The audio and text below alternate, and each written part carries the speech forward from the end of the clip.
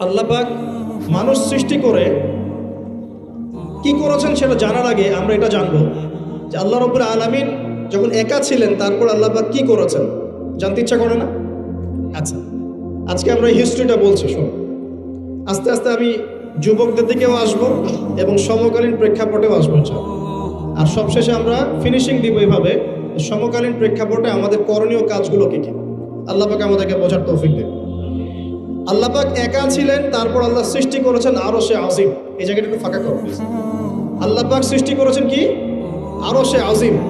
আরশ কি জিনিস? যেই আরশের ছায়ায় আল্লাহ পাক কিয়ামতের মাঠে 7 শ্রেণীর মানুষকে ছায়া দিবেন, যেদিন এই ছায়া ছাড়া অন্য কোনো ছায়া থাকবে না।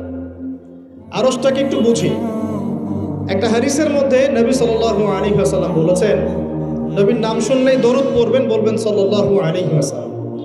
নবীজি বলছেন, দেখো এই পৃথিবী থেকে প্রথম মহাবিশ্বের দূরত্ব হচ্ছে 500 বছরের পথ। কত বছর? 500 বছর। এভাবে দ্বিতীয় মহাকাশ থেকে তৃতীয় মহাকাশ দূরত্ব 500 বছরের পথ। এইভাবে প্রত্যেক আসমানের মধ্যে দূরত্ব হচ্ছে কত বছরের পথ? 500। সপ্তম আসমানের উপরে আছে সিদরাতুল মুনতাহা। কি আছে? এটা একটা কুল গাছ, বড়ই গাছ। নাসা আবিষ্কার করতে পেরেছে, অতএব বিশ্ববাসী বিশ্বাস করবে না। নাসা যদি কালকে বলে হ্যাঁ পাওয়া গেছে সিদরাতুল মুনতাহা, তাহলে বিশ্ববাসী বিশ্বাস করবে। একটা শিরকি দর্শন চলছে, কুফরি দর্শন। ও যখন বলবে হ্যাঁ, তখন সবাই বলে হ্যাঁ, যখন তারা বলে না, সবাই বলে না। আল্লাহ পাকের ওহীর জ্ঞানের কোনো মূল্য নাই সবার কাছে, ইল্লা মাশাআল্লাহ। সিদরাতুল মুনতাহার উপরে আছে কুরসি। কি আছে? কুরসি।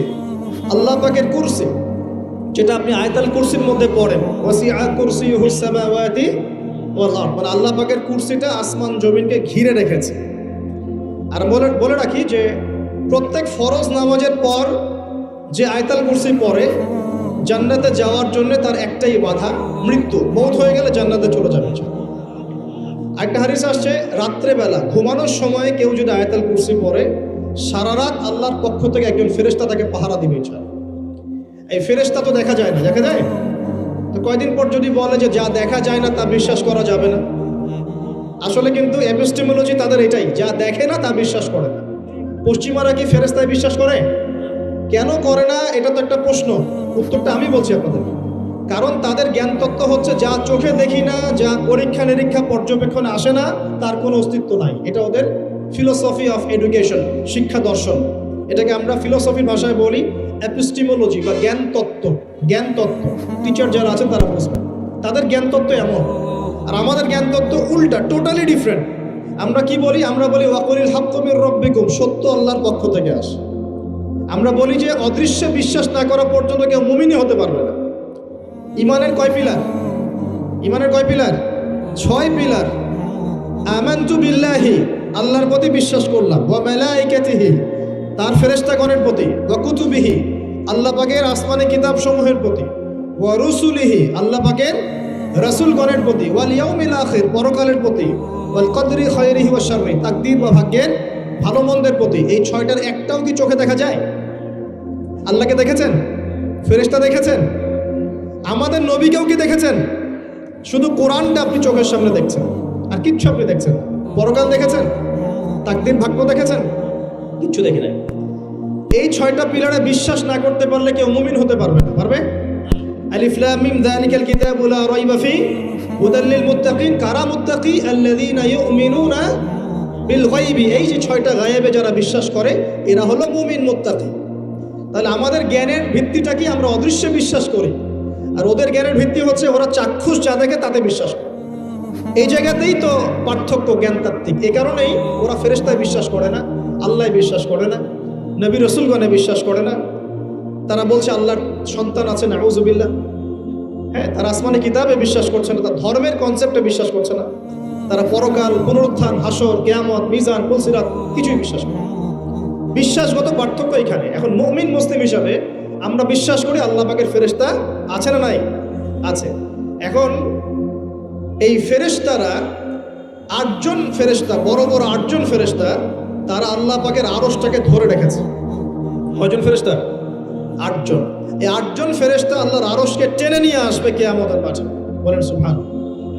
আল্লাহ পাকের এমনও ফেরেশতা আছেন যারা একটা ফুৎকার দিবে, জাস্ট একটা ফু, এক ফুৎকারে পুরো মহাবিশ্ব ধ্বংস হয়ে যাবে। এত শক্তিশালী ফেরেশতা আছে আল্লাহ পাক। আমরা যখন মায়ের গর্ভে ছিলাম, এরকম একজন ফেরেশতাই আল্লাহর পক্ষ থেকে রূহ নিয়ে এসে মায়ের গর্ভে ফুঁকে দিয়েছে এবং আল্লাহর হুকুমে 4টা বিষয় লিখে দিয়েছে। আমরা প্রত্যেকে যখন মায়ের গর্ভে ছিলাম, বয়স ছিল 4 মাস 10 দিন। আমরা তো সব ভুলে গেছি এখন, এগুলো মাত্র 4 মাস 10 দিন। এখন শরীরে শক্তি আছে তো, এই জন্য শৈশব বাল্যকাল সব ভুলে গেছি। আবার একদিন শরীরে শক্তি থাকবে না, তখন আবার আল্লাহ আল্লাহ করা শুরু করবে। 2 দিন ডায়রিয়া হলেই আল্লাহ আল্লাহ শুরু হয়ে যায়। যখন মানুষ সুস্থ থাকে আল্লাহর বিরুদ্ধাচারণ করে, আল্লাহ বলতে কেউ নাই। ঠিক আছে? তো ওই ফেরেশতা লিখে দিয়েছেন 4টা জিনিস আল্লাহর পক্ষ থেকে। 1, সেই ব্যক্তির হায়াত কতটুকু হবে। 2, দুনিয়াতে রিজিক পাবে, কি কি রিজিক পাবে। 3 নাম্বার, তার কাজগুলো কি কি হবে, দুনিয়ায় কি কি কাজ করবে সে। আর 4 নাম্বার, তার সৌভাগ্য, সে সৌভাগ্যবান হবে না দুর্ভাগ্যবান হবে, মানে জান্নাতি হবে না জাহান্নামী হবে। এটা লিখে দেওয়া হয়ে গেছে। এখন এরকম 8 জন বড় বড় ফেরেশতা আল্লাহর আরশটাকে ধরে রেখেছেন। আর আমরা বলছি কুরসির কথা। এই কুরসি আসমান জমিনকে ঘিরে আছে। আর আয়াতুল কুরসি যে ব্যক্তি তেলাওয়াত করবে, ইনশাআল্লাহ তাআলা আল্লাহর পক্ষ থেকে একজন ফেরেশতা তাকে সারা রাত পাহারা দিবে ইনশাআল্লাহ।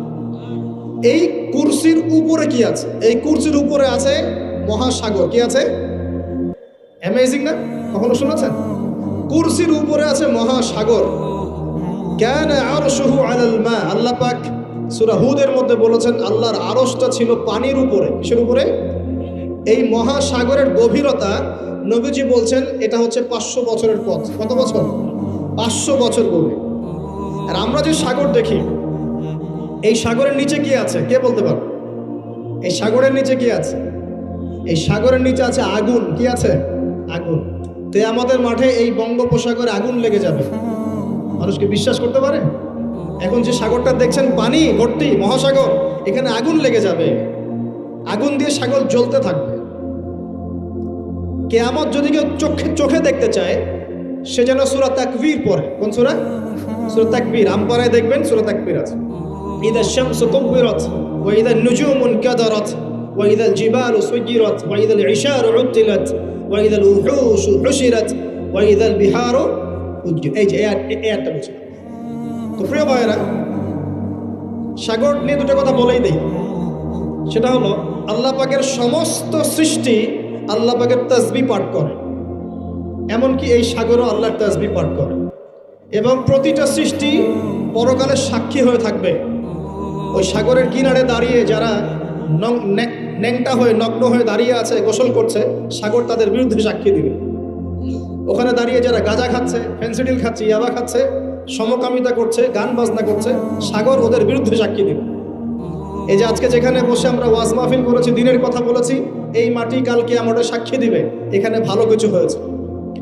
গোপনে যেখানে জেনা করেছেন পতিতালয়ে, সেই পতিতালয়ের মাটি আপনার বিরুদ্ধে সাক্ষী দিবে। আল্লাহ পাকের প্রত্যেকটা সৃষ্টি আল্লাহর কাছে সাক্ষী প্রদান করবে আমাদের বিরুদ্ধে অথবা পক্ষে। আল্লাহ আমাদেরকে বোঝার তৌফিক দান করবে। সাগর থেকে শেখার অনেক কিছু আছে। সে নীরবে আল্লাহ পাকের হুকুম পালন করে যায়। কখনো কি সে হুকুম পালন করতে থেমে যায়?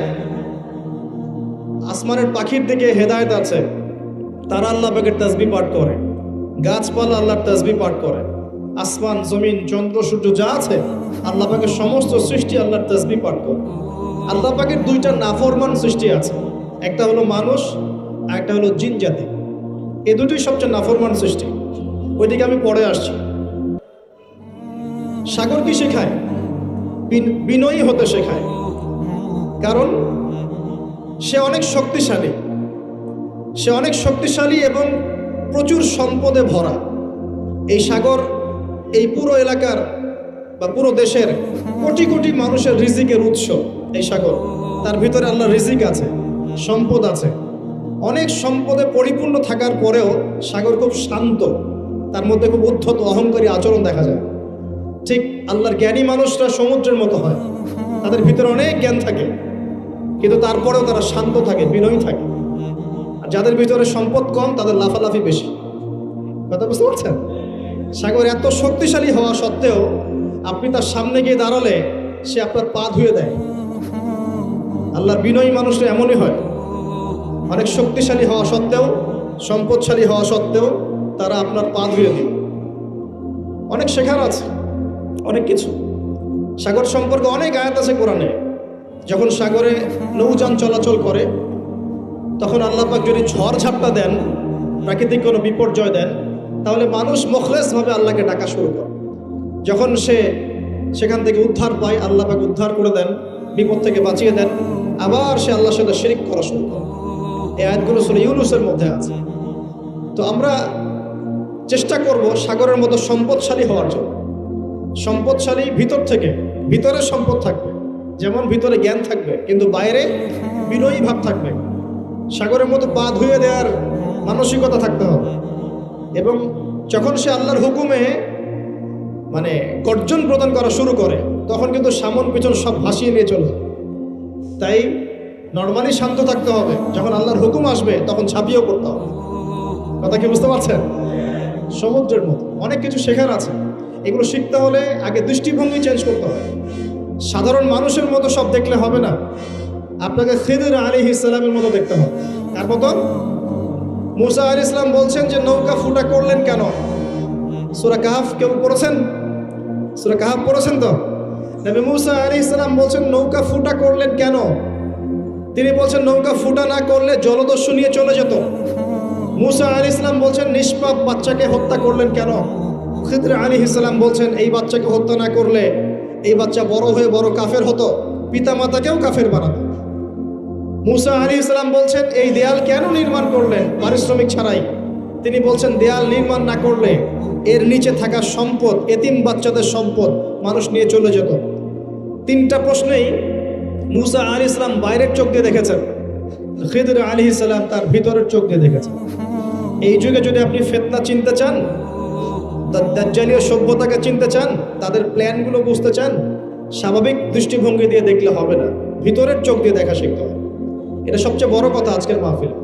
দৃষ্টিভঙ্গি চেঞ্জ করতে হবে, তারপরে আপনি ফিতনা ধরতে পারবেন, সমাধানও খুঁজে বের করতে পারবেন ইনশাআল্লাহ। তবে বাস্তবতা কি জানেন? বাস্তবতা হচ্ছে খিদর আলাইহিস সালামের মতো মানুষদেরকে এই সমাজ মূল্যায়ন করে না। যাদের মধ্যে খিদরের মতো অন্তর্দৃষ্টি আছে তাদেরকে সমাজ মূল্যায়ন করে না, তাদেরকে মানুষ বলে পাগল। যেমন নবী সাল্লাল্লাহু আলাইহি ওয়াসাল্লামকেও মানুষ বলেছিল মাজনুন, পাগল হয়ে গেছে। নবী সাল্লাল্লাহু আলাইহি ওয়াসাল্লামকে মানুষ বলছে সাহের, জাদুকর, মাজনুন, ফারিকুল জামাআ, বলছে সাবিঈ, কত কথা বলেছে। আল্লাহ পাক আমাদের সবাইকে কোরআন সুন্নাহ ভিত্তিক জ্ঞান অর্জন করার তৌফিক দেন এবং খিদর আলাইহিস সালামের মতো অন্তর্দৃষ্টি লালন করার তৌফিক দান। এই মহাসাগরের অস্তিত্ব আছে যেটা কুরসির উপরে, এর উপরে আল্লাহ রাব্বুল আলামিনের আরশে আজিম, যেটাকে টেনে নিয়ে আসবে কতজন ফেরেশতা? 8 জন। আগে হাদিসটা শুনি। আল্লাহ পাক বলেছেন, দুঃখিত, নবী সাল্লাল্লাহু আলাইহি ওয়াসাল্লাম বলেছেন কিয়ামতের মাঠে আল্লাহ পাক 7 শ্রেণীর মানুষকে এই আরশের ছায়ায় ছায়া দিবেন। কত শ্রেণী? যুবক ভাইরা হাদিসটা খুব ভালো করে শোনেন, কারণ এখানে সবগুলো হওয়ার মতো সম্ভাবনা আপনার আছে। 7টা শ্রেণীর অন্তর্ভুক্ত হওয়ার সম্ভাবনাই যুবকদের আছে, সবার নাই। 1 নম্বর হচ্ছে ন্যায়পরায়ণ শাসক। সুযোগ আছে তো? শাসন ক্ষমতা খারাপ কিছু না, কিন্তু শাসন ক্ষমতা পেয়ে যদি মানুষ ন্যায় বিচার করে ভালো, যদি জুলুম করে তাহলে আল্লাহর সামনে জবাবদিহি করতে হবে। That's all. 2 নম্বর সেই ব্যক্তি যার অন্তর মসজিদের সাথে ঝুলন্ত থাকে। কার সাথে? মোবাইলের সাথে না। কার সাথে? এখন অন্তর কার সাথে ঝুলন্ত থাকে? মোবাইলের সাথে। মসজিদের সাথে অন্তর ঝুলন্ত মানে কি? এটা কি সত্যি সত্যি কলিজে ঝুলা আছে না রূপকতা? মানুষ তো রূপক অর্থ বুঝতে পারে না এখন। মানে আপনি নামাজের জন্য, জামাতে নামাজ পড়ার জন্য উদ্গ্রীব হয়ে থাকেন, এটা হলো মসজিদের সাথে ঝুলন্ত হৃদয়। এরপর সেই ব্যক্তি, সেই যুবক যে তার যৌবনকালটা আল্লাহ পাকের ইবাদতে কাটিয়ে দিয়েছে। সুযোগ আছে না? আছে কি নাই?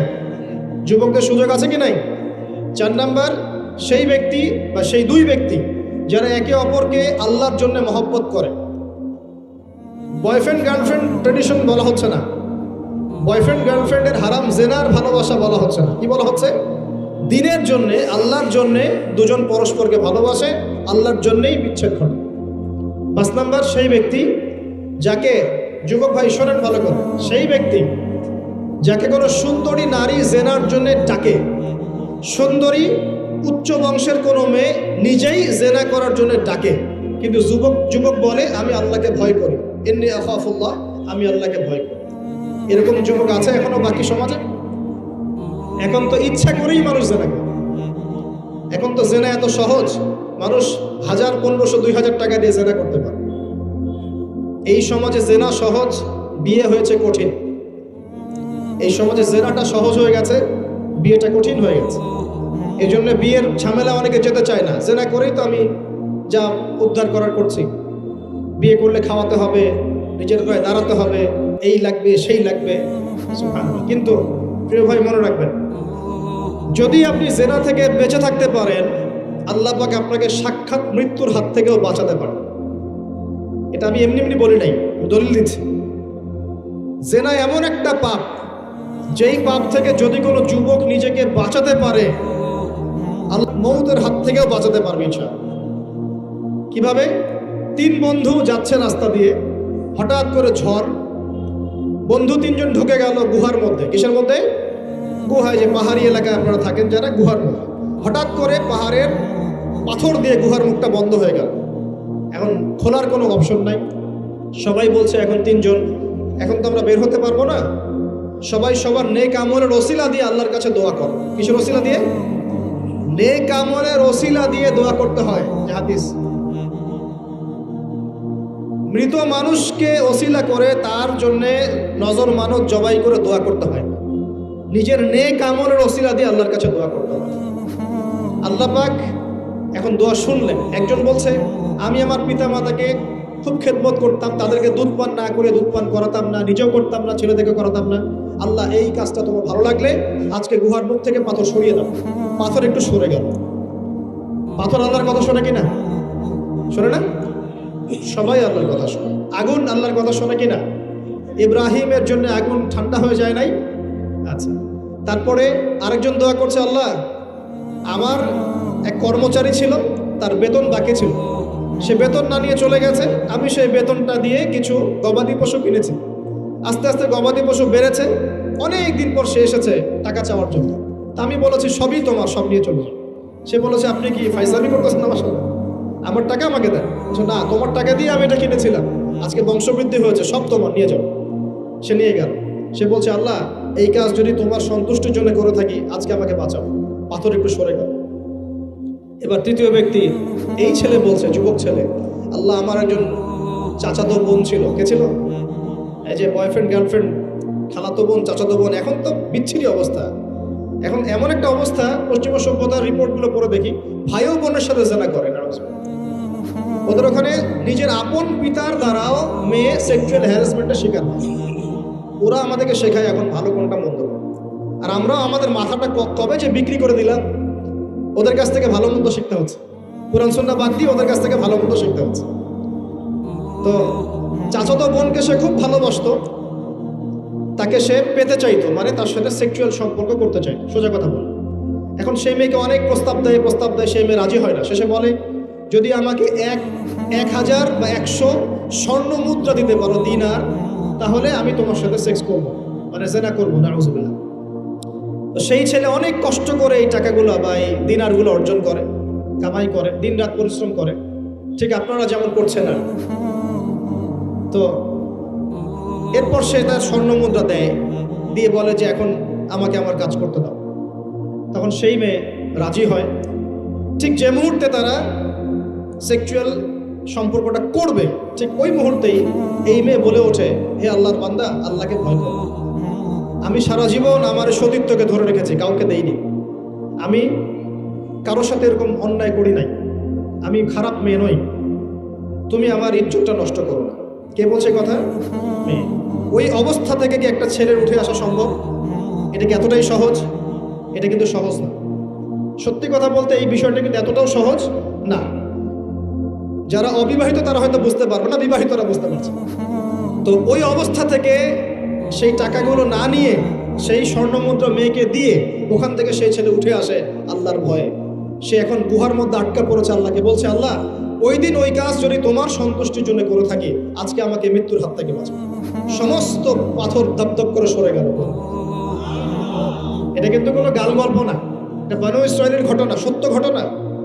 এই হাদিস থেকে আমি আপনাকে দলিল দিচ্ছি যে যদি জেনার মতো পাপ থেকে আমি সরে আসতে পারি, সাক্ষাৎ মৌত থেকে আল্লাহ বাঁচাতে পারে। প্রিয় ভাই, সেই যুবক আরশের ছায়া ছায়া পাবে যে তার যৌবনকালটাকে আল্লাহর পথে কাটিয়েছে, এবং যাকে কোনো সুন্দরী মেয়ে জেনার জন্য আহ্বান করে, সে বলে আমি আল্লাহকে ভয় করি। আমরা তওবা করি, আমরা কোনো প্রকার জেনার পাপে যাব না ইনশাআল্লাহ। যদি হারাম কোনো সম্পর্ক থেকে থাকে, আজকেই এই নাম্বার ডিলিট করে ফেলতে হবে। আল্লাহ পাক তৌফিক দেন। ডিলিট করার আগে আবার ফোন করে বলেন না যে আজকে থেকে আর কথা বলবো না, তাহলে এই কথা আর কোনোদিন শেষ হবে না। একবারই বন্ধ, ডিসকানেক্টেড। কার জন্যে? আল্লাহর জন্যে। এবং এটা করার পরে আল্লাহকে বলতে হবে, আল্লাহ শুধু তোমার ভয়ে এবং তোমার সন্তুষ্টি পাওয়ার জন্যে আমি জেনা থেকে বেরিয়ে আসলাম। আল্লাহ তুমি আমাকে হেদায়েত দাও, ঈমান দাও, আমল দাও, এবং তোমার রাস্তায় আমাকে বেহিসাব রিজিক দাও, এবং নেককার কুমারী, নেককার প্রেমময়ী, তাকওয়াবান, মুত্তাকি একজন স্ত্রী আল্লাহ তুমি আমাকে দান করো। ইনশাআল্লাহ আল্লাহ পাক আপনাকে দান করো। আল্লাহ পাক দান করো। আল্লাহ পাকের জমিন প্রশস্ত, আল্লাহর হাত প্রশস্ত। আল্লাহর হাতকে সংকীর্ণ মনে করবেন না, আল্লাহর জমিনকে সংকীর্ণ মনে করবেন না। আল্লাহ পাক যাকে ইচ্ছা বেহিসাব রিজিক দিতে পারে ইনশাআল্লাহ। আল্লাহ পাক আমাদের সবাইকে বেহিসাব রিজিক দান করুন বলি আমিন। আর কে? আর সেই ব্যক্তি যে এত গোপনে দান করে, যার বাহাত জানে না ডান হাত কি দান করেছে। যার বাহাত জানে না ডান হাত কি দান করেছে। আমাদের মতো নয় যে 10,000 টাকা দান করলে সবাইকে না জানানো পর্যন্ত ঘুম হচ্ছে না, এমন নয়। দান এমন গোপনে করে যে তার বাহাত জানে না ডান হাত কি দান করছে। আল্লাহ পাক আমাদের সবাইকে গোপনে দান করার তৌফিক দেন। এর মানে এই না যে প্রকাশ্যে দান করা যায় না, প্রকাশ্যেও দান করা যায়। অন্যকে উৎসাহিত করার জন্যে প্রকাশ্যেও দান করা যায়, কিন্তু গোপন দান আল্লাহর কাছে অনেক বেশি পছন্দের। আর 7 নম্বর সেই ব্যক্তি যে নীরবে নিভৃতে গোপনে আল্লাহর কথা স্মরণ করে কাঁদে এবং তার চোখ দিয়ে অশ্রু প্রবাহিত হয়। এই 7 শ্রেণীর মানুষকে আল্লাহ পাক কিয়ামতের মাঠে আরশের ছায়া ছায়া দিবে ইনশাআল্লাহ। আমরা কি পেতে চাই? আল্লাহ পাক এই আরশ সবার আগে সৃষ্টি করেছেন। তারপর কি সৃষ্টি করেছেন? কলম। কি? কলম। কলম সৃষ্টি করে আল্লাহ পাক বলেছেন উক্তুব, লিখো। কলম বলছে মায়দা আক্তুব, আমি কি লিখবো? আল্লাহ বলছেন কিয়ামত পর্যন্ত যা হবে সব লিখো। লাউহে মাহফুজে কলম লেখা শুরু করেছে, কিয়ামত পর্যন্ত যা হবে সব লেখা হয়ে গেছে। অতএব রিজিক নিয়ে আপনার টেনশন করার কোনো দরকার নেই। যা লেখা হয়েছে পাবেন ইনশাআল্লাহ। যদি হালাল পথে চান হালাল পথে পাবেন, হারাম পথে চাইলে হারাম পথে পাবেন। আপনি যা তাকদিরে আছে এর বাইরে আপনি কিছু পাবেন, যতই চেষ্টা করেন। আল্লাহ পাক আমাদের সবাইকে তাকদির নিয়ে সন্তুষ্ট থাকার তৌফিক দান করুন। এরপর আল্লাহ পাক এই মহাবিশ্ব সৃষ্টি করেছেন 7 আকাশ, 7টা মহাবিশ্ব। কয়টা? 7টা, মাত্র 6 দিনে। কয় দিনে? 6 দিনে। ফি সিত্তাতি আইয়াম, 6 দিনে। আল্লাহ পাকের একদিন কিন্তু আমাদের দিনের মতো নয়। সূরা মাআরিজের মধ্যে আছে আল্লাহ পাকের একদিন আমাদের 50,000 বছরের সমান। কত হাজার বছর? 50,000 বছর। কিয়ামতের মাঠটাও হবে, ওই দিনটাও হবে 50,000 বছর। ওই 50,000 বছরের সমপরিমাণ দিনে কেউ যদি পিপাসার্ত না থাকতে চায়, হাউজে কাউসারের পানি চায়, সে যেন কোনো বেদাতি আমল না করে, নবীর সুন্নতের উপর থাকে। ইনশাআল্লাহ নবী সাল্লাল্লাহু আলাইহি ওয়াসাল্লাম তাকে হাউজে কাউসারের পানি পান ইনশাআল্লাহ। ওই 50,000 বছরের সমপরিমাণ দিনে যদি আমরা তীব্র রোদে কষ্ট পেতে না চাই, আরশের ছায়া ছায়া পেতে চাই, তাহলে এই 7 শ্রেণীর অন্তর্ভুক্ত হওয়ার চেষ্টা করতে হবে। আল্লাহ পাক তৌফিক ইনায়াত করুন। এখন এই মহাবিশ্ব সৃষ্টি করার পর আল্লাহ পাক সব কাজ বুঝিয়ে দিলেন, প্রত্যেকের কাজ প্রত্যেককে বুঝিয়ে দিলেন। কার কি কাজ? সূর্য কি তার কাজ ফলো করছে কি করছে না? চাঁদ তার কাজ পালন করছে করছে না? এই গ্রহ নক্ষত্র তারকাগুলো তাদের কাজ কি করছে না করছে না? সবাই যার যার কাজ পুঙ্খানুপুঙ্খ রূপে করছে। যারা সায়েন্স বোঝেন তারা বুঝবেন, যদি সূর্য যদি 1 বিঘত দূরে চলে যায়, তাহলে পৃথিবীর অনেক বড় অংশ বরফে আচ্ছাদিত হয়ে যাবে। যদি সূর্য 1 বিঘত কাছে চলে আসে, পৃথিবীর তাপমাত্রা বাড়বে, খরা হবে, পৃথিবী উর্বর থাকবে না, পৃথিবী মরুভূমি হয়ে যেতে পারে। তো মহাবিশ্বের প্রতিটা সৃষ্টি আল্লাহ পাকের আদেশ পালন করে চলে, শুধু দুইটা সৃষ্টি করে না। কেন করে না সামনে আসছে। এবার আল্লাহ পাক অন্যান্য মাখলুক সৃষ্টি করেছেন এবং পৃথিবীর জন্য আল্লাহ পাক জিন জাতি সৃষ্টি করেছেন। কোন জাতি? জিন জাতি। পৃথিবী আগে না জিন আগে? বলেন, আগে পৃথিবী। জিন জাতিকে সৃষ্টি করে আল্লাহ পাক পৃথিবীতে থাকার সময় দিয়েছিলেন। তারা তাই করেছিল আজকের মানুষরা যাই করছে। তারা আল্লাহ পাকের বিরুদ্ধাচরণ করা শুরু করেছে। আল্লাহ পাক তাদেরকে ধ্বংস করে দিয়েছে। তবে একজনকে রেখে দেওয়া হয়েছে। কাকে? তার নাম হচ্ছে ইবলিস। কি নাম? ইবলিস। সে আল্লাহর বড় আবেদ ছিল। আল্লাহর ইবাদত করতে করতে করতে সে এমন একটা মর্যাদা পেয়ে যায় যে ফেরেশতাদের উপরে আল্লাহ পাক তাকে মর্যাদা দিয়ে দিচ্ছে। ফেরেশতাদের সর্দার বানিয়ে দেওয়া হয়েছে। কাকে? ইবলিসকে। আচ্ছা, এবার পৃথিবী কিন্তু তার জায়গায় আছে। পৃথিবী কিন্তু ধ্বংস হয়ে যায় না। পৃথিবী আগে সৃষ্টি করা হয়েছে, ওটা তার জায়গায় আছে। অনেক দিন পর, অনেক দিন বলতে কতদিন আল্লাহ ভালো জানেন, আমরা জানি না। কত লক্ষ বছর, কত কোটি বছর আল্লাহ ভালো জানেন, আমরা জানি না। আমরা জানি সূরা দাহারের 1 নম্বর আয়াত আল্লাহ বলেন, হাল আতা আলাল ইনসান হিনুম মিনাদ দাহর লাম ইয়াকুন শাইআন মাযকুরা।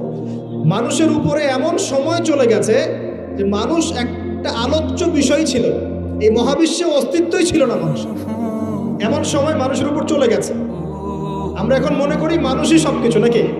আল্লাহ বলছেন একটা সময় ছিল মানুষের অস্তিত্বই ছিল। আল্লাহ পাক বহুদিন পরে এবার ফেরেশতাদেরকে ডাকলেন, ডেকে বলছেন, ওয়াইজ ক্বালা রাব্বুকা লিল মালায়েকা ইন্নী জাঈলুন ফিল আরদি খলিফা। হে আমার ফেরেশতারা, আমি ওই জমিনে, পৃথিবীতে, আরদে আমি আমার খলিফা পাঠাতে চাই। কি চাই? খলিফা পাঠাতে চাই। আল্লাহর খলিফাকে এক কথায় যে আল্লাহর হুকুম মেনে চলে, যে আল্লাহর হুকুম মেনে চলে এবং প্রতিষ্ঠা করে, ন্যায় বিচার প্রতিষ্ঠা করে, সে আল্লাহর খলিফা। যে আল্লাহর হুকুম মানে না, প্রচার প্রসার প্রতিষ্ঠাও করে না, ন্যায় বিচারও করে না, সে আল্লাহর খলিফা নয়, শয়তানের খলিফা। কথা ক্লিয়ার? আচ্ছা, এবার ফেরেশতারা কি বলছেন? ফেরেশতারা বলছেন, তাজআলু ফিহা মান ইউফসিদু ফিহা ওয়া ইয়াসফিকুদ দিমা। আপনি কি এমন কাউকে সৃষ্টি করতে যাচ্ছেন যে পৃথিবীতে গিয়ে ফিতনা ফাসাদ করবে আর রক্তপাত ঘটাবে? কয়টা কাজ করবে? দুইটা। ফিতনা ফাসাদ করবে, রক্তপাত ঘটাবে। আজকে সারা দুনিয়ায় মানুষ ফিতনা করছে কিনা? পরিবেশ বিপর্যয় করছে, পলিটিক্সে ফিতনা, ইকোনমিক্সে ফিতনা, সমাজে ফিতনা, কালচারে ফিতনা, এখন এডুকেশনেও ফিতনা, সবখানেই ফিতনা।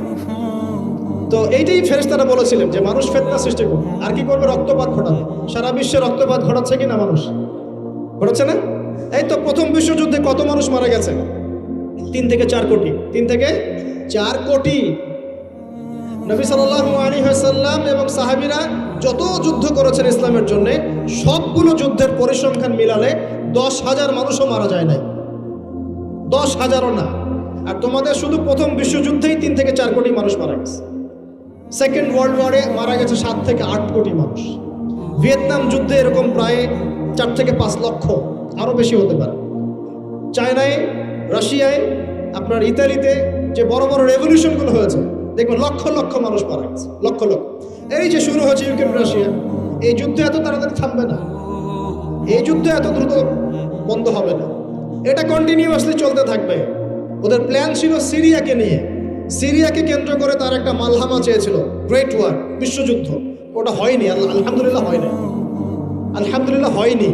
এখন নতুন পরিকল্পনা হচ্ছে এই যে ইউক্রেন রাশিয়া ইস্যু নিয়ে সারা ওয়ার্ল্ডে একটা ফেতনা সৃষ্টি করে। অলরেডি তারা ফেতনা সৃষ্টি করেই ফেলেছে। গ্যাসের দাম বেড়ে গেছে, তেলের দাম বেড়ে গেছে, এক্সপোর্ট ইম্পোর্ট কলাপস করছে, অনেক সমস্যা হচ্ছে। এবং এটাকে জিয়ে রাখা হচ্ছে অস্ত্র দিয়ে, প্রযুক্তি দিয়ে, হ্যাঁ, ট্যাঙ্ক দিয়ে, সমরাস্ত্র দিয়ে ওরা জিয়ে রাখছে যুদ্ধটাকে, যে চলুক, কন্টিনিউয়াসলি চলতে থাকে। কারণ তাদের উদ্দেশ্য হচ্ছে পুরো বিশ্বে একটা ম্যাসাকার যুদ্ধ লাগানো। এটা আস্তে আস্তে আপনারা বুঝতে পারবেন, আমাকে কিছুই বলতে হবে না, আস্তে আস্তে আপনারা এমনি বুঝতে পারবেন।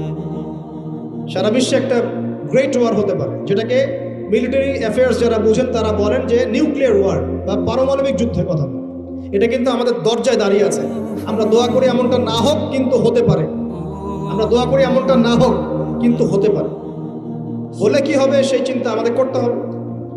তো যারা বলে ইসলাম তরবারির জোরে ছড়িয়েছে, তাদের এইসব কথা বলার কোনো অধিকার নাই, এদের লজ্জা করা উচিত।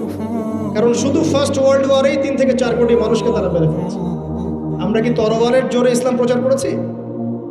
নাকি আদর্শের জোরে হয়েছে? আদর্শ দেখে, মুসলিমদের চরিত্র দেখে, তাদের চারিত্রিক মাধুর্য দেখে, কোরআন সুন্নাহর প্রামাণ্যতা দেখে লক্ষ লক্ষ মানুষ ইসলাম কবুল করেছে, আলহামদুলিল্লাহ। এখনো করছে, আলহামদুলিল্লাহ। এখন যে সারা বিশ্বে মানুষ মুসলিম হচ্ছে, কোন জায়গায় মুসলিমরা গলার জোরে, তরবারের জোরে ইসলাম প্রচার করছে দেখান থেকে। এখন কি বিশ্বে মানুষ মুসলিম হচ্ছে না? হচ্ছে কি না? পশ্চিমা সভ্যতার মানুষরা মুসলিম হচ্ছে না? এখন কি আমরা যুদ্ধ করছি?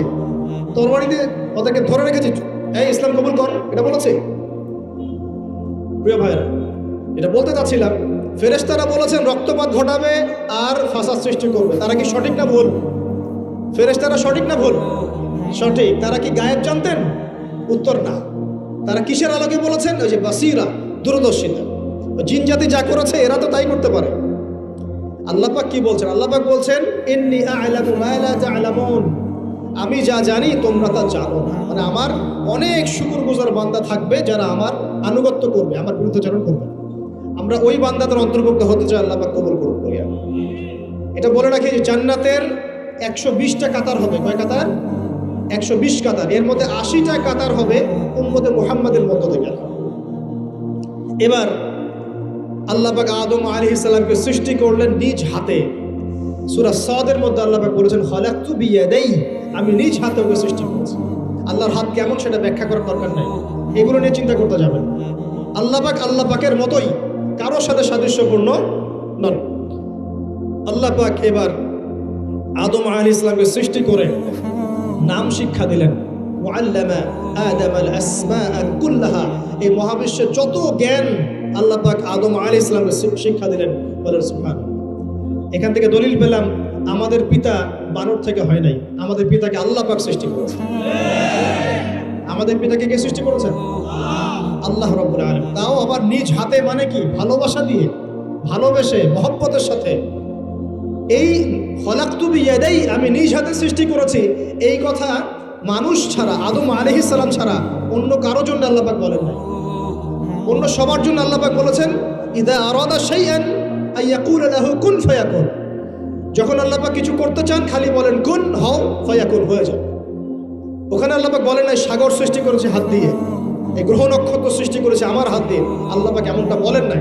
আদম আলাইহিস সালামকে আল্লাহ পাক কত মহব্বত করেন, আল্লাহ পাক বলছেন যে আমি তাকে আমার নিজ হাতে সৃষ্টি করেছি। আর আজকে তোমরা শেখাচ্ছ মানুষকে, আস্তাগফিরুল্লাহ, যে মানুষ বানর থেকে হয়ে যায়। কত বড় কুফরি, কত বড় শিরক, কত বড় লজ্জা। নিজের সম্মান মানুষ নিজে ভাবে নষ্ট করতে পারে, নিজের সম্মান নিজে নষ্ট করতে পারে। আমাদেরকে আল্লাহ সৃষ্টি করেছেন আদম আলাইহিস সালাম থেকে। তারপরে যান, শুধু সৃষ্টি করেন নাই, আল্লাহ পাক সমস্ত নাম শিক্ষা দিয়েছেন। নাম মানে এখানে শুধু নাম, মঙ্গল, নেপচুন, প্লুটো এগুলো না। নাম মানে হচ্ছে জ্ঞান। নাম মানে কি? জ্ঞান। একটা এক্সাম্পল দেই, যখন আপনি বাচ্চাকে বলেন যে A for Apple, A for কি? অ্যাপল যে শেখাচ্ছেন, অ্যাপল বলতে কিন্তু সে শুধুমাত্র একটা ওয়ার্ড শেখে না, ও কিন্তু শেখে অ্যাপল মানে একটা এমন কিছু যেটা খেতে হয়। কি করতে হয়? খেতে হয়। যখন আপনি শেখান এ ফর অ্যান্ট, ও বুঝতে পারে অ্যান্ট হচ্ছে একটা সৃষ্টি, এটা চলাচল করে, কালো কালো দেখতে। ও কিন্তু মাথার মধ্যে ওটা ছবি এঁকে নেয়। তো এটা নাম মানে শুধু নাম না, জ্ঞান। আল্লাহ পাক আদম আলাইহিস সালামকে সমস্ত জ্ঞান শিক্ষা দিলেন। আল্লামাল ইনসান মা লাম ইয়ালাম, আল্লাহ বলছেন আমি মানুষকে সেই জ্ঞান শিক্ষা দিয়েছি যা মানুষ জানতো না। মানে আমরা সৃষ্টিগতভাবে জ্ঞানী ছিলাম না, আল্লাহ পাক জ্ঞান শিক্ষা দিয়েছেন। কোন জ্ঞান শিক্ষা দিয়েছেন? যে জ্ঞান ফেরেশতাদেরও ছিল না। বলেন সুবহানাল্লাহ। আল্লাহ পাক জ্ঞান শিক্ষা দিয়ে ফেরেশতাদের সামনে নিয়ে গিয়ে বলছেন তোমরা এই নামগুলো বলো দেখি। ফেরেশতারা বলছেন লা ইলমা লানা ইল্লা মা আল্লামতানা, আল্লাহ আমাদের তো সেই জ্ঞান নাই, যা আপনি শিখিয়েছেন অতটুকুই জানি, এর বেশি জানি না। এবার আল্লাহ পাক বলছেন ইয়া আদম আম্বিহুম বিআসমাইহিম, আদম তুমি সব নাম বলে দাও দেখি। আদম আলাইহিস সালাম সমস্ত নাম ধর করে সব বলে দেন। আমাদের পিতা জ্ঞানী ছিলেন না? ছিলেন না? আল্লাহ পাক নিজে তাকে জ্ঞান শিক্ষা দিয়েছে। আর আমরা বলছি মানুষ আস্তাগফিরুল্লাহ অন্য প্রাণী থেকে আসছে। সুবহানাল্লাহ, কত অদূরদর্শী মানুষেরা, কত সুদূর প্রসারী একটা কুফরি মতবাদ। এবার আল্লাহ পাক আদম আলাইহিস সালামকে বলছেন তুমি নাম বলে দাও, তিনি সব নাম বলে দিলেন। এবার গিয়ে আল্লাহ পাক ফেরেশতাদেরকে বলছেন এবার তোমরা একটা কাজ করো, ইয কুলনা লিল মালাইকাতি ইসজুদু লি আদম, তখন আল্লাহ পাক বলছেন যে আমি ফেরেশতাদেরকে বললাম তোমরা সবাই এখন আদমকে সিজদা করো। সুবহানাল্লাহ, কত সম্মান আমাদের পিতা। মহাবিশ্বে ফেরেশতাদের সামনে আল্লাহ পাক তাকে সেজদা করালেন ফেরেশতাদেরকে দিয়ে, ফাসাজাদু, সবাই সেজদা করলো, ইল্লা ইবলিস, কে সেজদা করলো না? ইবলিস। এখানে একটা বিষয় মনে রাখেন, আমাদের পিতাকে কিসের কারণে সম্মানিত করা হয়েছে? শারীরিক গঠন, চেহারা সৌন্দর্য, টাকা পয়সা, রিজিক, কোনটার কারণে? এইটাই মনে রাখবেন। মুসলিম উম্মাহ যদি আজকে সারা বিশ্বের নেতৃত্ব দিতে চায়, সবাইকে জ্ঞানী হতে হবে, জ্ঞানের বিপ্লব ঘটাতে হবে। বলেন সুবহানাল্লাহ, বলেন আমিন। এই জ্ঞানের বিপ্লব ঘটাতে পারলে ইনশাআল্লাহ মুসলিম উম্মাহ আবার সেই জায়গায় যাবে যেখান থেকে আমরা এসেছি। জ্ঞান ছাড়া আমরা কিচ্ছু করতে পারবো না। আর এই জ্ঞান মানে শুধু একমুখী শিক্ষা নয়, জেনারেল শিক্ষা, ইসলামিক শিক্ষা, এই দুটাকে হারমোনিয়াসলি কম্বাইন্ড করতে হবে, করে এমন জ্ঞান অর্জন করতে হবে যে জ্ঞান দিয়ে বিশ্বকে আমরা চ্যালেঞ্জ করতে পারবো। এটাই এই বিশ্বের সবচেয়ে বড় চ্যালেঞ্জ এখন, মুসলিমদের সবচেয়ে বড় চ্যালেঞ্জ এখন এটাই, ইসলামিক শিক্ষা এবং জেনারেল শিক্ষাকে একত্রিত করে এমন প্রজন্ম তৈরি করা যে প্রজন্ম আগামী দিনে উম্মাকে নেতৃত্ব দেবে ইনশাআল্লাহ। এই একটা কাজ যদি কেউ করে যেতে পারে, আল্লাহ পাক তৌফিক দেখ, আমরা দোয়া করে আল্লাহ পাক এমন নেতা আমাদের উপরে নিয়ে আসুক যারা এরকম প্রজেক্ট লঞ্চ করতে পারে। বলেন আমিন। দোয়া করতে কোনো সমস্যা? অথবা যদি কেউ হাল না ধরে, আল্লাহ পাক যেন এমন কিছু মানুষ তৈরি করে দেন যারা এই জ্ঞানতাত্ত্বিক বিপ্লব নিয়ে কাজ করবে ইনশাআল্লাহ। এটা সবচেয়ে ইম্পর্টেন্ট কাজ এখন, না হলে আজকে থেকে 20-30 বছর পরে এই প্রজন্মকে আপনি আর খুঁজে পাবেন। দেখবেন এমন প্রজন্ম চলে আসছে যারা বলবে আল্লাহর সাথে আমাদের কোনো সম্পর্ক নাই, নামাজ পড়বে না, রোজা রাখবে না, যাকাত দিবে না, আল্লাহকে চিনবে না। দেখে নিন, আমরা দোয়া করি এমনটা না হোক, কিন্তু যদি আমরা হাল ছেড়ে দিই এখন, এমনটাই হবে।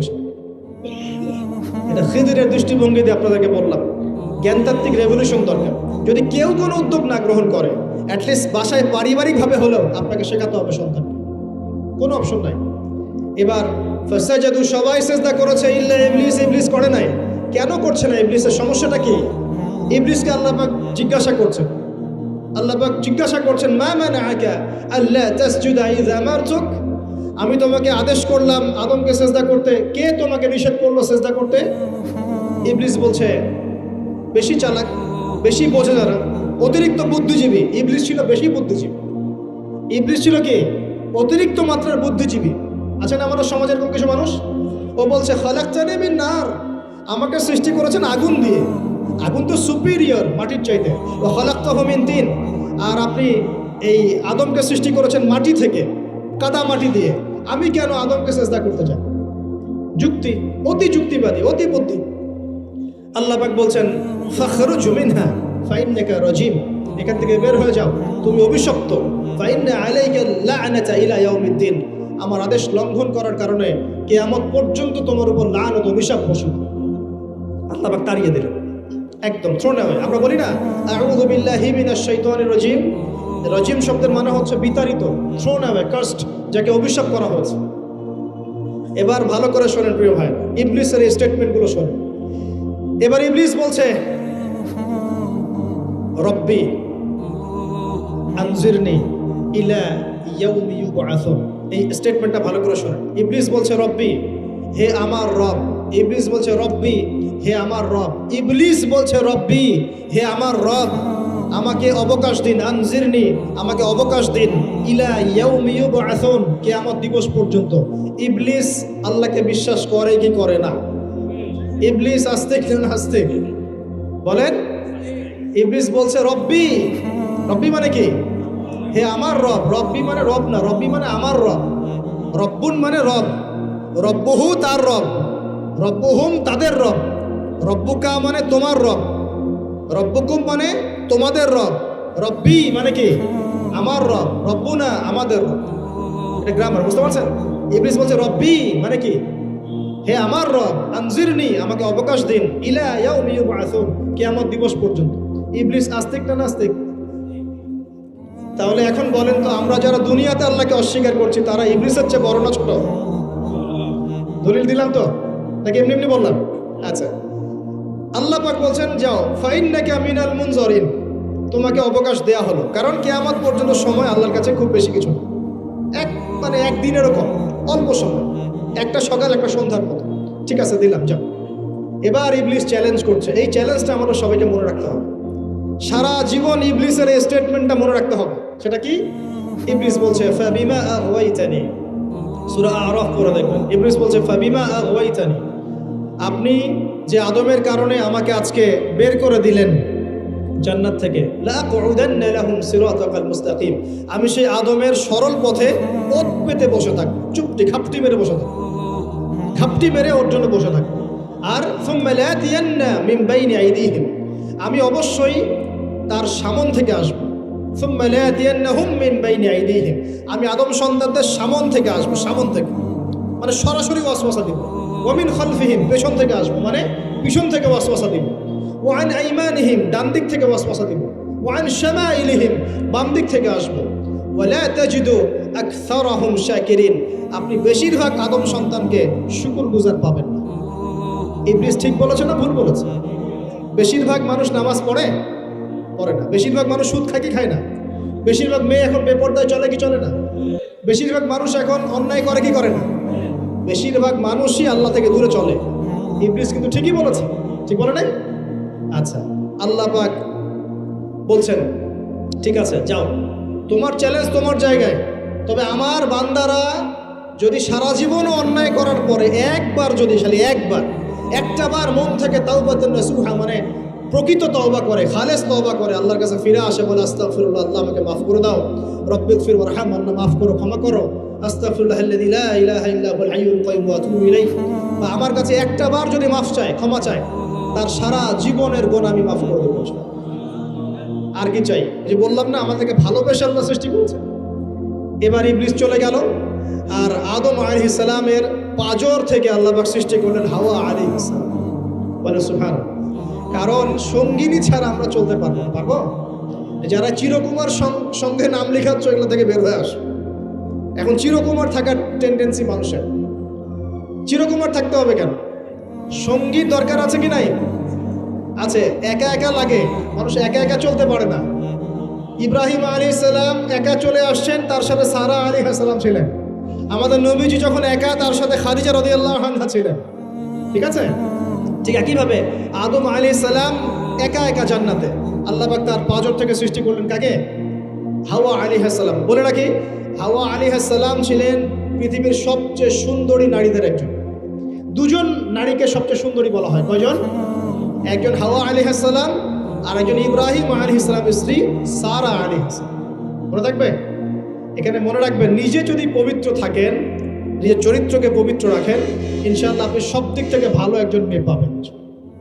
নিজের চরিত্র ঠিক থাকবে না, জিনা করবেন, 10 ঘাটের পানি খেয়ে আসবেন, দেখবেন যাকে বিয়ে করেছেন ও 15 ঘাটের পানি খেয়ে আসছে। সতর্ক থাকবেন, আল্লাহ পাক হেফাজত করুন বলে আমিন। এবার তারা দুজন জান্নাতে থাকতে লাগলেন। আল্লাহ পাক বলছেন, একটু মনোযোগ দেন, আল্লাহ বলছেন যে তোমরা দুজন জান্নাতে থাকো। ফাকুলা মিনহা রাগাদান হাইসু শি'তুমা, জান্নাতে যা ইচ্ছা তোমরা খাও, কোনো সমস্যা নেই, থাকো খাও। ওয়ালা তাকরাবা হাদিহিশ শাজারা, কিন্তু একটা আদেশ করছি তোমাদেরকে, এই যে গাছটা দেখছো, এই গাছের কাছেও যাবে না। শব্দগুলো বোঝার চেষ্টা করো। আল্লাহ পাক বলছেন না যে গাছের ফল খাবে না, আল্লাহ পাক বলছেন গাছের কাছেও যাবে না। ঠিক যেমন আল্লাহ বলছেন ওয়ালা তাকরাবু আমওয়ালাল ইয়াতীম, এতিমের মালের কাছেও যাবে না। আল্লাহ বলছেন না এতিমের মাল খেও না। আল্লাহ বলছেন ওয়ালা তাকরাবু জিনা, জেনার কাছেও যেও না। আল্লাহ কিন্তু বলছেন না জেনা করো না। ঠিক একই ভাষায় আল্লাহ পাক বলছেন ওয়ালা তাকরাবা হাদিহিশ শাজারা, তোমরা দুজন এই গাছের কাছেও যাবে না। That's all. আর কোনো সমস্যা নাই, জান্নাতে থাকো। এবার তারা জান্নাতে থাকতে লাগলেন। থাকতে থাকতে এক পর্যায়ে ইবলিস ওয়াসওয়াসা দেওয়া শুরু করলো। কি ওয়াসওয়াসা দিল যে আমাদের পিতামাতা সেখানে চলে গেলেন? ভাবার বিষয় তো নাকি? কি এমন বললো ইবলিস যে তা আমাদের পিতামাতা রিসিভড হয়ে গেলেন? এই কথাটা আছে সূরা তাহায়। কোন সূরা? তাহা পড়ে দেখবেন। আল্লাহ পাক বলছেন ইবলিস আমাদের পিতাকে বোঝাচ্ছে, বলছে ইয়া আদম, হে আদম, হাল আদুল্লুকা, আমি কি তোমাকে জানিয়ে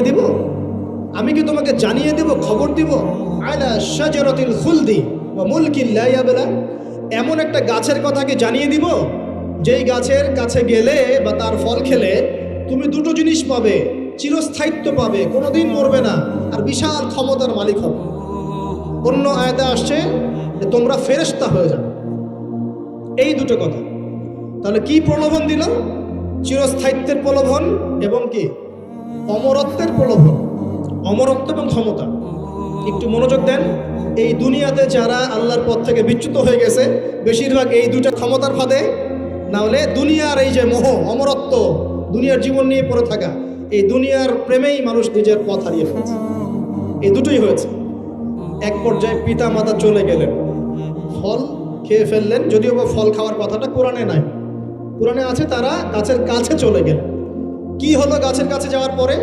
ফালাম্মা যাকাশ শাজারা, ফালাম্মা যাকাশ শাজারা, আল্লাহ পাক বলছেন যখন তারা গাছের কাছে চলে গেলেন। ভাই লক্ষ্য করেন, যখন তারা গাছের কাছে চলে গেলেন প্রথম যে ঘটনা ঘটলো, বাদাত লাহুমা সাওআতুহুমা, তাদের যে কাপড় ছিল জান্নাতের কাপড়, গায়ে কাপড়টা ধাপাস করে খুলে পড়ল।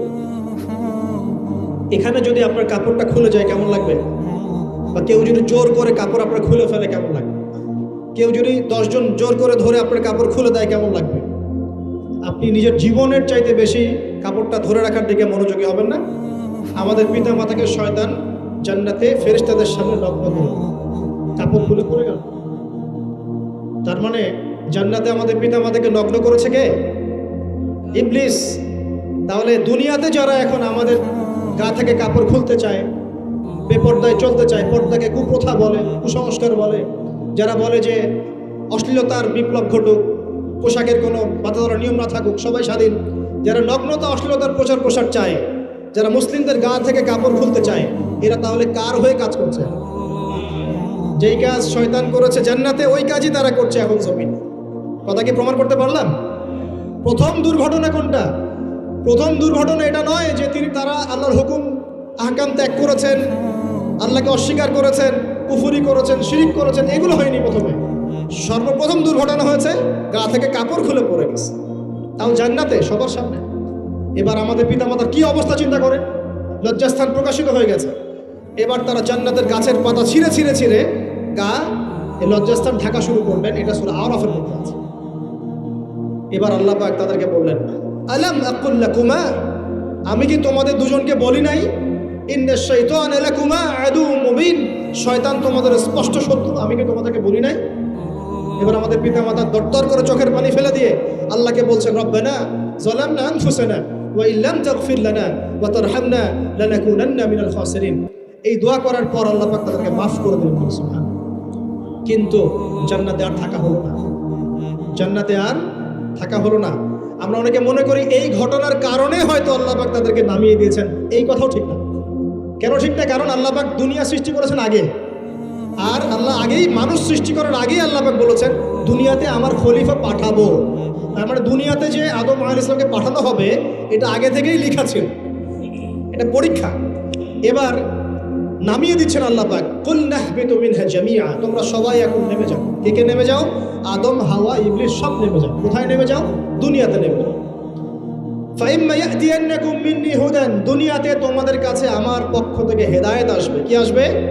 হেদায়েত মানে আল্লাহর কিতাব এবং নবী রাসূল আসবে। ফামান তাবিআ হুদায়া, যারা আমার হেদায়েতকে মেনে চলবে, ফালা খাউফুন আলাইহিম ওয়ালা হুম ইয়াহজানুন, তাদের কোনো টেনশন নাই, কোনো ভয় নাই। যে জান্নাত থেকে এসেছো ওখানেই ফিরে আসবে ইনশাআল্লাহ।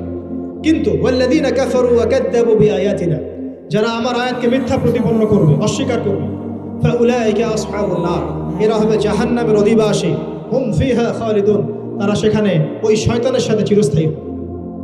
এই দর্শনটা কি সহজ না কঠিন?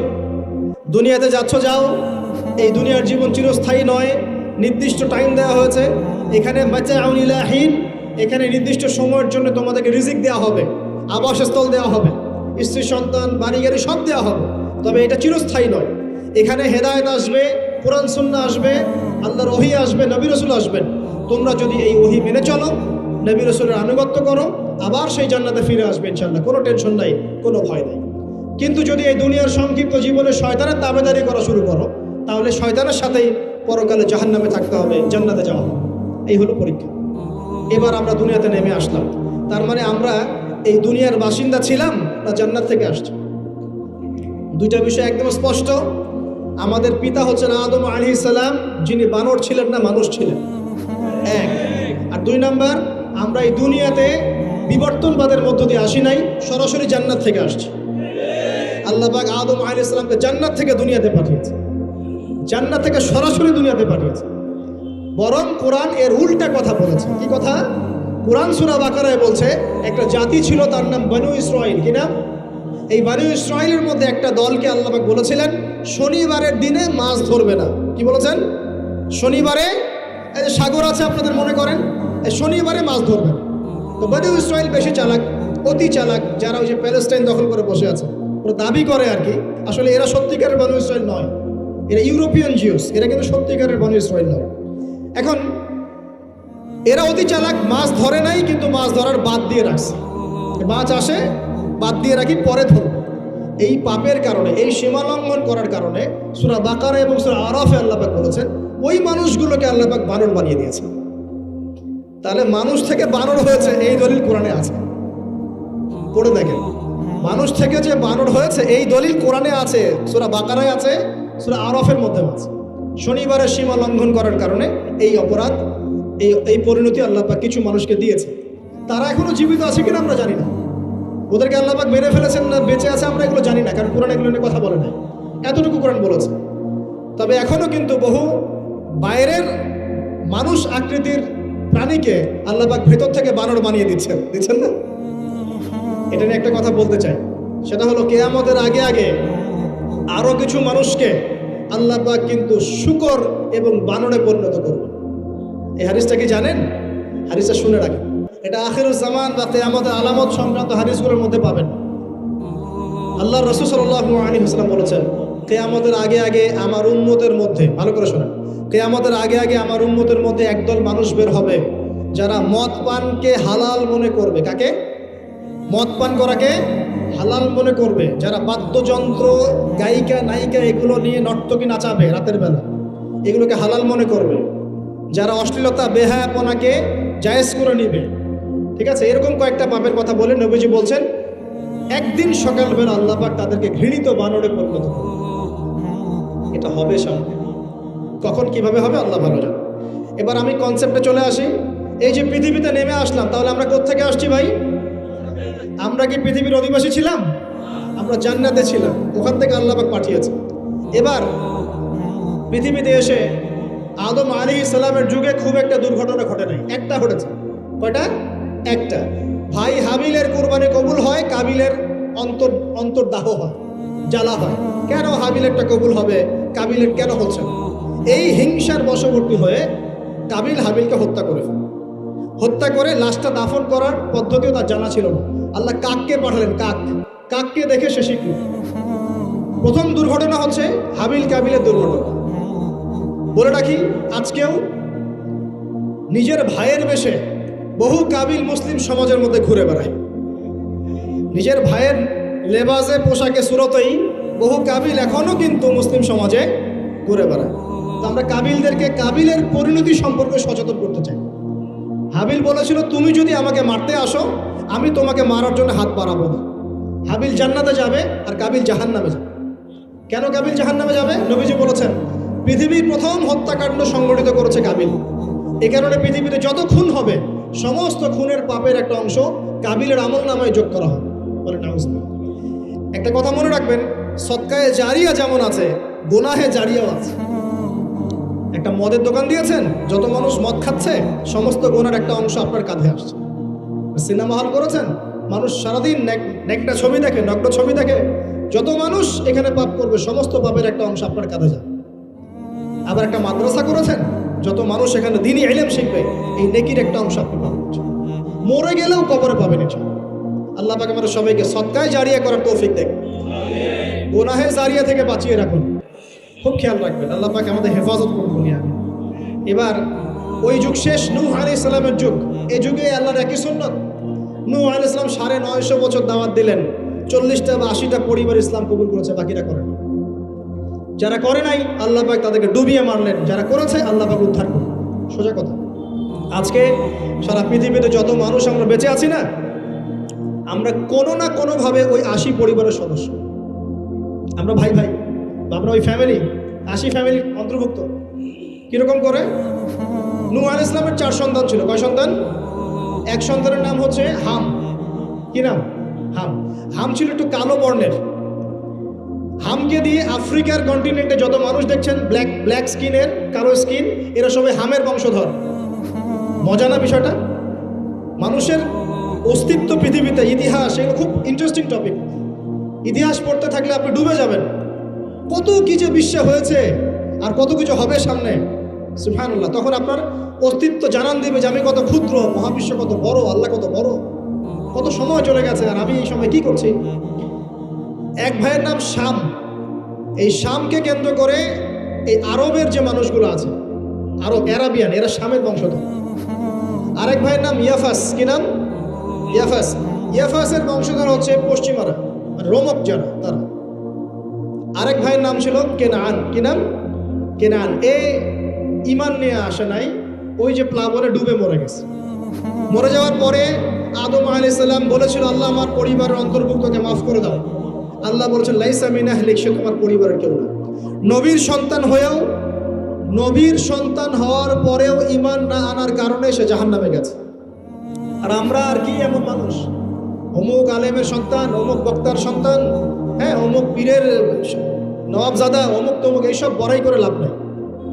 আমল, আকীদা, ঈমান যদি ঠিক না থাকে, আমাদের বংশ পরিচয় আমাদেরকে বাঁচাতে পারবে, আমাদের দেশ, জাতীয়তাবাদ, বর্ণ বাঁচাতে পারবে। যার যার কবরে তাকে তাকে চোখা, নিজের আমল নিয়ে ফিকির করে, নিজের কবর নিয়ে ফিকির করে, অন্যের দিকে চোখ দেওয়া বন্ধ করেন, আগে নিজের কবরে ফিকির করেন। আল্লাহ পাক সবাইকে তৌফিক এনায়েত করুন। যারা বুদ্ধিমান তারা নিজেকে নিয়ে ব্যস্ত থাকে, যারা যারা অহংকারী, উদ্ধত, এরা মানুষের পিছনে পড়ে থাকে। আল্লাহ পাক আমাদের সবাইকে নিজের চেহারা আয়নায় দেখার তৌফিক দান। হ্যাঁ প্রিয় ভাইরা, নূহ আলাইহিস সালামের যুগ চলে গেল, 950 বছর দাওয়াত দেওয়ার পরে এই পরিণতি হয়েছে। এরপরে আসছে ইব্রাহিম আলাইহিস সালামের সময়। আল্লাহ পাক তাকে উদ্ধার করেছেন, অগ্নি পরীক্ষা থেকে বাঁচিয়েছেন, নমরুদকে আল্লাহ পাক ধ্বংস করেছেন। আল্লাহ পাক এরপরে এনেছেন আদ জাতি। আদ জাতির হুদ আলাইহিস সালাম এবং তার অনুসারীদেরকে আল্লাহ পাক বাঁচিয়েছেন, বাকিদেরকে ধ্বংস করে দিয়েছেন ঝড় দিয়ে, বায়ু প্রবাহ দিয়ে। সামুদ জাতি এসেছে, সামুদ জাতিকে আল্লাহ পাক ধ্বংস করেছেন বজ্রপাত দিয়ে, বিদ্যুৎ দিয়ে। আর সালেহ আলাইহিস সালাম এবং তার অনুসারীদেরকে বাঁচিয়ে দিয়েছেন। ফেরাউনের যুগ এসেছে, আল্লাহ পাক মূসা আলাইহিস সালাম এবং বনু ইসরাইলকে বাঁচিয়েছেন, ফেরাউনকে ডুবিয়ে মেরেছেন লোহিত সাগরে। ঈসা আলাইহিস সালামের যুগ আসছে, একই সুন্নাত। ঈসা আলাইহিস সালামকে আল্লাহ পাক শুধু রক্ষাই করেন নাই, নিজের কাছে উঠিয়ে নিয়েছেন। সুবহানাল্লাহ। তিনি আবারও আসবেন পৃথিবীতে ইনশাআল্লাহ। যতদিন না তিনি আসছেন এবং এই পৃথিবীতে 40 বছর রাজত্ব না করছেন, কিয়ামত হবে না ইনশাআল্লাহ। যতদিন পর্যন্ত ঈসা আলাইহিস সালাম আবার ব্যাক না করছেন এবং এই জেরুজালেম থেকে সারা বিশ্বে খিলাফা কায়েম না করছেন, 40 বছর শাসন না চালাচ্ছেন, কিয়ামত হবে না ইনশাআল্লাহ। এটা সামনে অপেক্ষা করছে। এবং নবী সাল্লাল্লাহু আলাইহি ওয়াসাল্লামের যুগে আবু জাহেল, আবু লাহাব বা সাহেবাদেরকে আল্লাহ পাক ধ্বংস করেছেন, আল্লাহর নবী এবং সাহাবীদেরকে আল্লাহ পাক সম্মানিত করেছেন। আপনি কি পুরো হিস্ট্রির মধ্যে একটা সুন্নত দেখতে পাচ্ছেন, কমন সুন্নত? কি সুন্নত? প্রত্যেক যুগে যুগে যারাই আল্লাহর ওই যে বিধান মেনে চলেছে, সমকালীন নবী রাসূলদের আনুগত্য করেছে, আল্লাহ পাকের আনুগত্য করেছে, আল্লাহ পাক তাদেরকে উদ্ধার করেছেন দুনিয়াতেও পরকালে। প্রত্যেক যুগে যুগে যারাই আল্লাহকে মানে নাই, রাসূলকে মানে নাই, আল্লাহর আসমানি কিতাবকে মানে নাই, বিরুদ্ধাচরণ করেছে, কুফরি করেছে, শিরক করেছে, আল্লাহ পাক সবাইকে ধ্বংস করে দিয়েছেন, কারো কোনো পরোয়া করেন। এই সিলসিলা আজও অব্যাহত আছে, আগামীতেও থাকবে ইনশাআল্লাহ। এখন আমরা যারা এখন বেঁচে আছি, আমরা নবী সাল্লাল্লাহু আলাইহি ওয়াসাল্লামের ইন্তেকালের প্রায় 1450 বছর পরের মানুষ। আল্লাহর নবী এসেছেন এমন সমাজে, যে সমাজে শিরকের পাপ চলছে, সুদের পাপ চলছে, দুর্নীতি চলছে, আপনার কন্যা সন্তানকে জীবিত হত্যা করা হচ্ছে, আপনার মাদকদ্রব্যের সয়লাভ চলছে, মেয়েদের অধিকার দেওয়া হচ্ছে না, হ্যাঁ, গোত্রীয় হানাহানি চলছে। ওই সমাজটাকে তিনি 23 বছরের মধ্যে পাল্টে ফেললেন। কত বছর? 23 বছর। কিভাবে পাল্টালেন? উত্তর, তিনি প্রথমে জ্ঞানের চর্চা করেছেন। কিসের চর্চা? জ্ঞানের। আল্লাহ পাক প্রথম ওহী নাযিল করেছেন, ইকরা বিসমি রাব্বিকাল্লাযী খালাক, পড়ুন আপনার রবের নামে যিনি আপনাকে সৃষ্টি করেছেন। নবী সাল্লাল্লাহু আলাইহি ওয়াসাল্লাম, সাহাবীগণ কোরআনের 6টা হক আদায় করেছেন। কয়টা হক? 6টা। তারা কোরআন পড়া শিখেছেন। আমরা সবাই কোরআন পড়া শিখবো তো ইনশাআল্লাহ? তারা কোরআনের অর্থ শিখেছেন। আমরা কোরআনের অর্থ শিখবো তো ইনশাআল্লাহ? তারা কোরআনের আদেশগুলো মেনেছেন। আমরা কোরআনের সব আদেশ মানবো তো ইনশাআল্লাহ? তারা কোরআনের সমস্ত নিষেধগুলো বর্জন করেছে, আমরা নিষেধ বর্জন করবো তো ইনশাআল্লাহ? তারা কোরআনের। আমাদের এই ভিডিওটি যদি আপনার ভালো লেগে থাকে তাহলে ভিডিওতে একটি লাইক দিতে পারেন এবং আপনার প্রিয়জনদের সাথে শেয়ার করতে পারেন। এবং এইরকম আরও ভিডিও পেতে আমাদের ইউটিউব চ্যানেলটি সাবস্ক্রাইব করে পাশে থাকা বেল আইকনটি অন করে দিন।